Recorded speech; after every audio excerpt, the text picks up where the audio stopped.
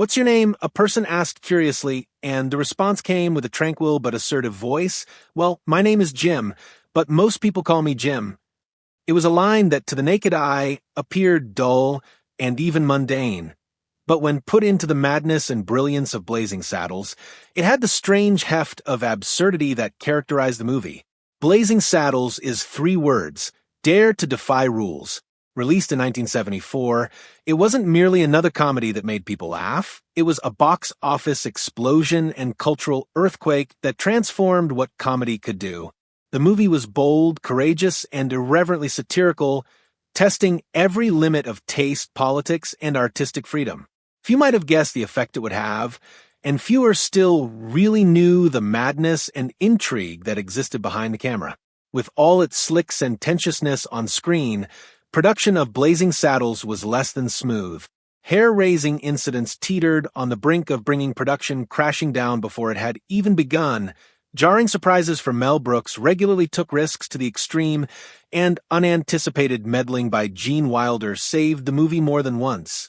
From actors fainting on set to executives getting in a flap about offending content, Blazing Saddles behind the scenes is a tale as crazy as the movie itself, and one startling revelation can alter the way you ever watch the film again. Disaster struck it did.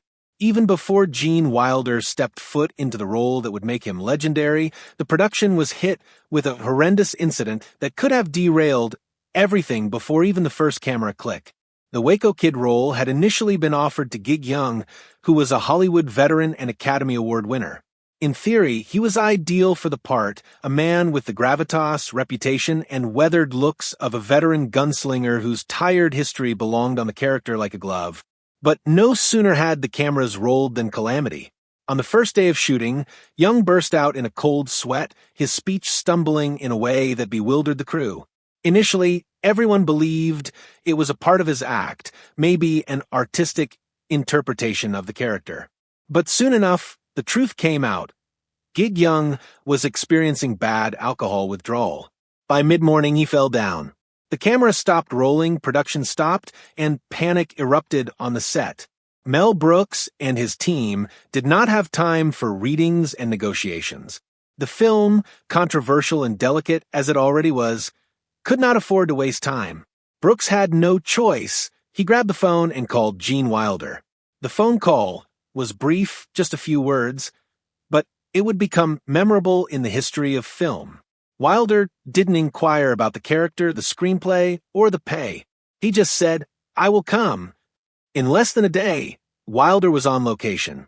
With no preparation, no rehearsal, and not even a moment to accommodate, he slipped into the Waco Kid role as if he had been born to it. What resulted was nothing less than miraculous. Wilder did more than salvage the film from disaster. He took the character and made him a symbol of understated excellence and satire that sustained the entire picture. But Wilder insisted on one thing before signing up the Waco Kid. His character would not be played for comedy. In a movie filled to bursting with lethal gags, outlandish situations, and hyperbolic satire, Wilder insisted on doing the exact opposite. His Waco Kid would be taciturn, melancholy, and saturated in a tired kind of tragedy. Mel Brooks himself would later refer to the Waco Kid as the backbone of the whole film, and it was no overstatement. While baddies like Hedley Lamar and other characters took absurdity to its limits, the Waco Kid was the eye of the hurricane, unmoving, unruffled, haunting. Wilder employed silence, pauses, and somberness as his comedy weapons. He knew something few others knew. Contrast is the most biting of comedy tools. To turn chaos into comedy, you require calm in its vicinity. To render absurdity more potent, you require truth standing motionless in its shade. That was what Wilder provided to the film. His weary eyes, shuddering hands, and flat, affectless tone transformed what would otherwise have been a disposable sidekick character into a figure that was hilarious as well as profoundly tragic. When the Waco Kid introduced himself languidly from a jail cell bunk, half groggy and half awake, speaking, Wilder did not milk it for a cheap laugh. Rather, he lent the line a tragic dignity, and what was left was a sort of haunting humor that resonated with audiences long after.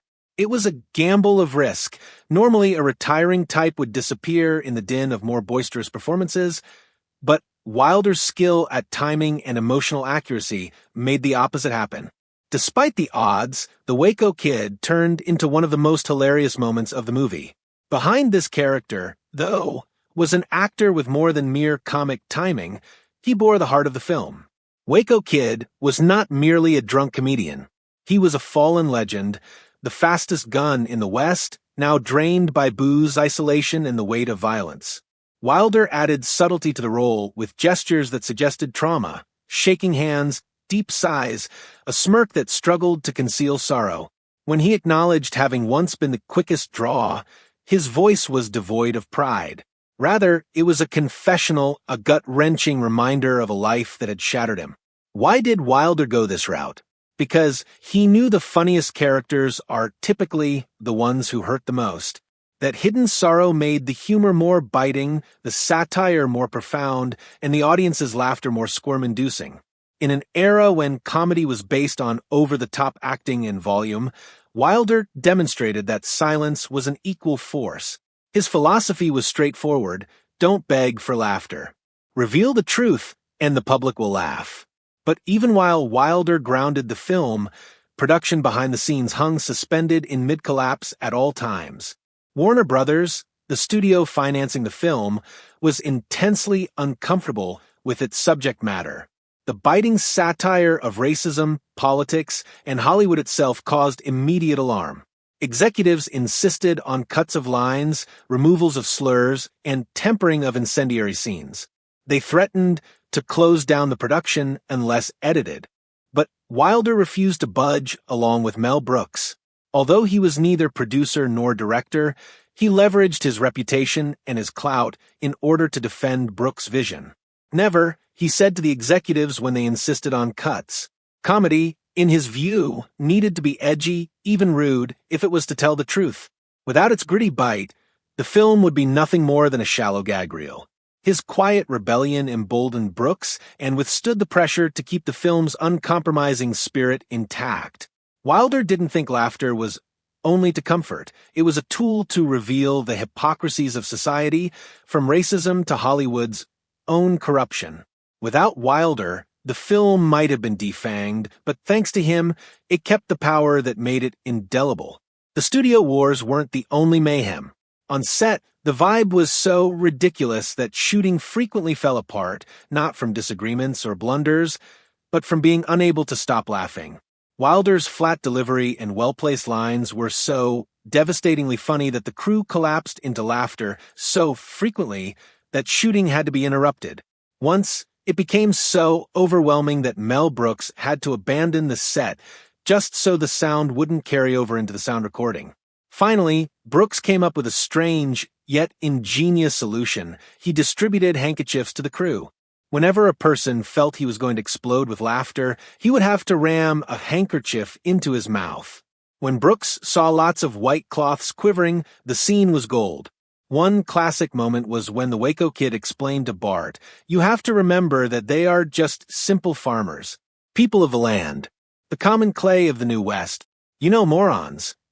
The rhythm, the sarcastic undercurrent, the sudden cadence, it shattered Cleveland Little, it shattered the crew, and it shattered Brooks himself. None of it was done that way in the script, and yet it is one of the most memorable comedic moments in the film. Ironically, not everything of Wilder's genius ever reached audiences.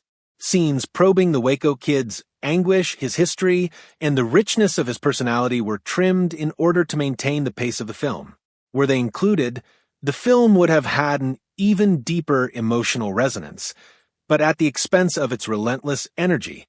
It is one of the great what-ifs of comedy history. Despite this, Wilder defended the movie not just with his performances, but with his ideals. When executives panicked at obscenity and satire, he stood firm and refused to make concessions. When mayhem threatened to unwind scenes, he ground them out with steady control. And when Mel Brooks needed support, Wilder was the unassuming presence who bolstered him. Amidst all this turmoil, something miraculous occurred that would gift the world another masterpiece. One afternoon, on a break on the set, Wilder casually asked Mel Brooks, "Mel, suppose that Dr. Frankenstein's grandson wanted to reject the family heritage?" Brooks dismissed it at first. He was worn out, overwhelmed by the fight over Blazing Saddles. But Wilder persisted. In secret, he started working on a script. When Brooks finally read it, he was stunned. That offhand comment was the germ of Young Frankenstein, arguably the greatest comedy in cinema history. As he had done on the set, Wilder applied restraint, understatement, and emotional realism to take something chaotic and turn it into a masterpiece. When Blazing Saddles finally opened in 1974, it wasn't merely a movie, it was a revolution. It broke the Hollywood's unspoken rules, dared to say the unsayable, and permanently transformed the function of comedy. It was not afraid of vulgarity, politics, or race. Rather, it employed them as weapons of satire. It broke the fourth wall, blended time frames, and even saw characters escaping from the set into a cinema hall within a mind-bending metasequence of all time. It influenced generations of movie directors, from Airplane, S-creators to The Simpsons and Family Guy. It showed that comedy could be something beyond entertainment. It could be an instrument, a reflection, a revolution. Gene Wilder's turn as the Waco Kid is one of the greatest comedic feats of all time, because it wasn't loud or desperate. It was quiet, haunted, and real. Even today, there is argument over whether Blazing Saddles is a work of art that transcends time or merely a product of a particular moral age. But its legacy cannot be questioned. It broke the rules, pushed the boundaries of freedom of expression, and created a debt to popular culture that never diminished. Beneath its dazzling disorder was a tale of close calls, artistic struggles, uncontrollable giggles, and a single man who, with quiet and honesty, saved and redeemed it.